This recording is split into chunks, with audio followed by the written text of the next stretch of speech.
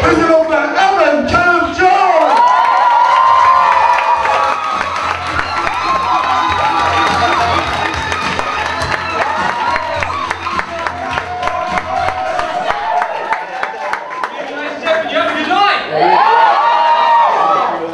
I'm wearing all grey. I'd just like to apologise, but I had to rush here from my other job as the boulder in Indiana Jones. You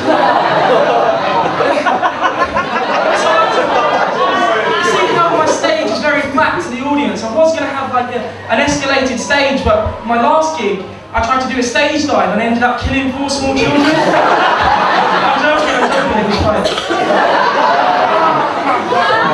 Look at me, ladies and gentlemen, you probably think that I got bullied at school, but that's where you're wrong. Because I went to an old boys' school and I was like the closest thing to a pair of boobs they were ever going to see. Didn't have one female teacher though, but the banter was amazing, but she was a little bit flat-chested, I was talking like pancakes. So I was in class, and I put my hand up, I was like, Miss, I'm confused. And she turned around and she said, Evan, you're gender confused. And you know if a teacher insults you, the whole class just goes, ah! There was like one idiot at the back of the class that felt he had to describe what the teacher just said. He was like, she's calling you a girl! So, me not willing to back down, I said, gender confused, miss, you're the one with 2 backs. And now the year 7 class I was in didn't really understand. But luckily that one idiot at the back did, and he was like, oh miss, he's been looking at your boobies! Now, what I should have done was made up some excuse which meant I wasn't looking at my teacher's chest, but at the age of 11 years old, I came out with, well, I wouldn't really call them boobs, would you, miss? I've got an idea for Dragons there, ladies and gentlemen. What I'm going to do is I want to open a gym, I'm going to call it Fatness First, and there's only going to be 1 treadmill over in the corner, and the rest of the gym's McDonald's. I was expecting him to say I'm out. We're all Twitter fans in here, ladies and gentlemen, yeah? Well, recently on Twitter they have these things called like hashtag sentences where you can join in and anyone in the world can sort of hashtag and come up with the same sentence. Does that make sense? No? Good. And I saw one that really intrigued me. It was change movie titles that could represent your life. So I come up with a couple. The Talented Mr. Kipling. Now, if you haven't seen that film, it's exceedingly good. Run Fat Boy Run was another one that was kind of relevant to me. I had Super Size Me as well. And now the funny thing about that is there's only 2 websites on my laptop, internet history, beginning with the letter J. One's Just Eat and the other one's Giacomo. And the reason that's ironic is they're the only 2 places on the internet where you can get a super-sized meal and a super-sized shirt. Seeing as you've all come out to support me tonight for my final year creative project, ladies and gentlemen, I want to get to know you a bit better. So what I want to do is just loosen up, and if I say something that's sort of relevant to you, give me a big cheer. So, since I'm from London, we'll start with people below me. Is there anyone here from below London? Yeah!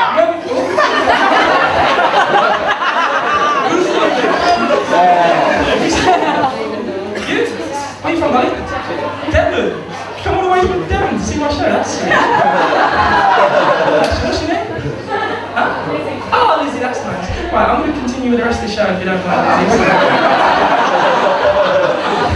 Where's all my London people at?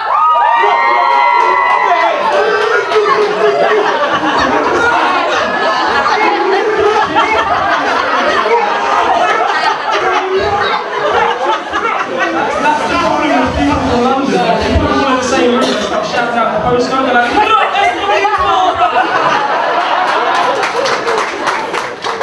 Alright, we're moving a little bit more northern. Have we got anyone from Liverpool in?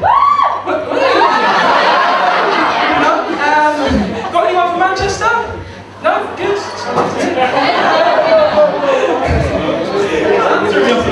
We got anyone in from the northeast? That's what I like to hear. We've got a right mismatch of people, haven't we? Just imagine the conversation outside. It was like, alright, my lord. Oh yes, not too bad, thank you very much. Hey up, cocker, did you see it? Sure. Yeah, it was really great, wasn't it, nice? Oh, can't you not? Sorry, I'm hearing some of these accents for the first time myself. Oh, I suffer from a thing called small man syndrome, ladies and gentlemen, which is ironic because look at me.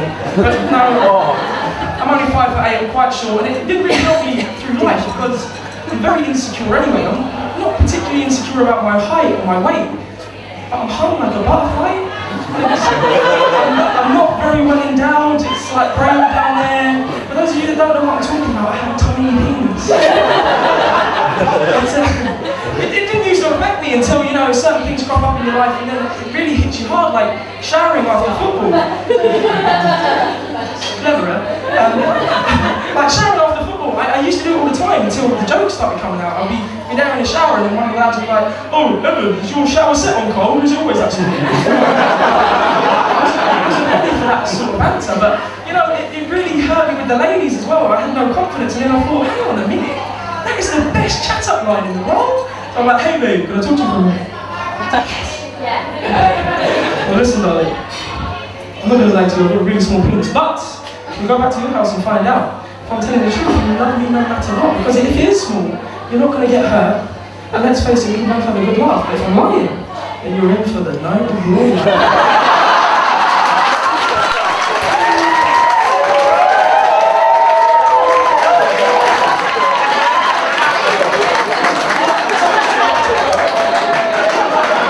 Just so you know that this has a 0% work rate. Get my coat, that's Joe's job.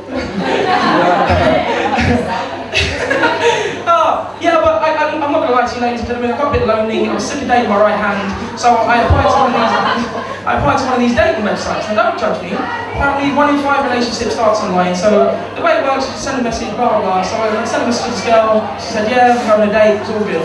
Look, to cut a long story short, we were in a restaurant on a date, and I said to the waiter, yeah, we'll have 2 salads for our starters, and then she turned around and embarrassed me in front of the whole restaurant, because she goes, Evan?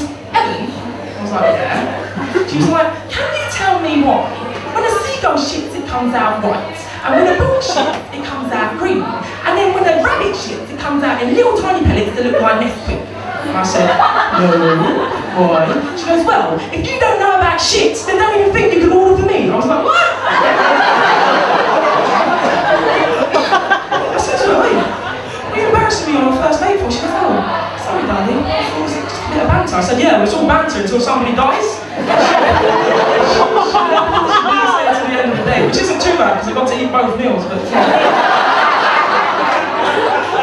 up the summer I was desperately looking for a new profession, so it went terribly. Honestly, it's so hard. I worked in McDonald's for 6 hours, right?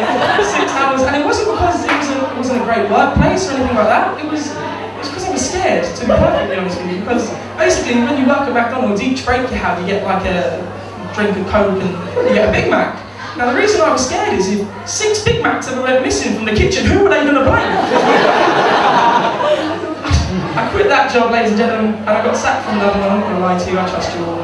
I was working at the airport and I was pushing like less fortunate people around in their wheelchairs so they can get from point A to B. Now, I thought it was a good deed, it's all fun, but the problem with this job is you have to say yes to anyone that comes and asks for a wheelchair. So you or I can come up and say, oh, can I have a wheelchair? And I'd have to say yes. So, it was one morning, this big, fat, heffalump American woman came waddling over.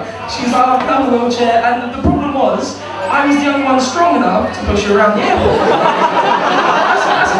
As I'm pushing her around, she's like, oh, I can't wait to try some of your English bangers, they're so amazing. I was like, oh, hang on a minute, love, your flight leaves in 45 minutes, you should have boarded 15 minutes ago. There's no time for you to stop and get some goddamn bangers. Just started crying. I was like, whoa, I can't deal with crying women. So I was shouting at her, she shouted at me like, oh, I want to report you to your manager. And I was like, all right, come on then. So I wheeled her over to a corner, but no one was sitting there, I just left her there. I wasn't invited back to work the next day. It was like, my mum had to come up drunk, she got me in the job working in the office with her, and there was one day we were out on a staff lunch, and the MD was there with his missus. Now, before I go any further, the MD's missus is a very big lass. She's like this much wider than me, and like half a foot taller, right? So as the MD introduced her to me and my mum said, oh my god, congratulations, when's the baby due? And the woman said, oh, this is totally embarrassing, oh, I'm not pregnant, I'm just fat. I was like, Mum, what have you done? But it gets worse, because when she said to my mum, no, I'm not pregnant, I'm just fat, my mum went, no, look at the size of you.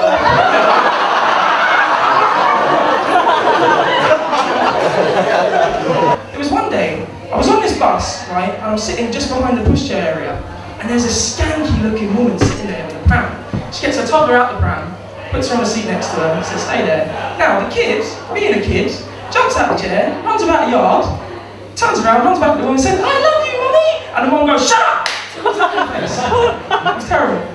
I stood up, I was like, what do you think you're playing at? You can't treat children like that and all this jazz. And she goes, who do you think you are trying to tell me how to raise my kids? And out of nowhere I said, it doesn't matter who you are. She said, I'm going to go get my brother on you. This gives you power.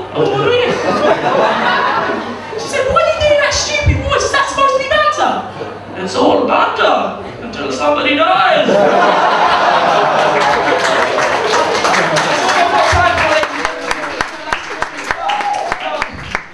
Save it for 2 seconds if you don't mind. You've been a fantastic audience, and this is my final year at uni, and I'm probably never going to see any of you ever again in my life. So I mean this from the bottom of my heart. If you're ever in London and you're looking for a place to live, stay the fuck away from London.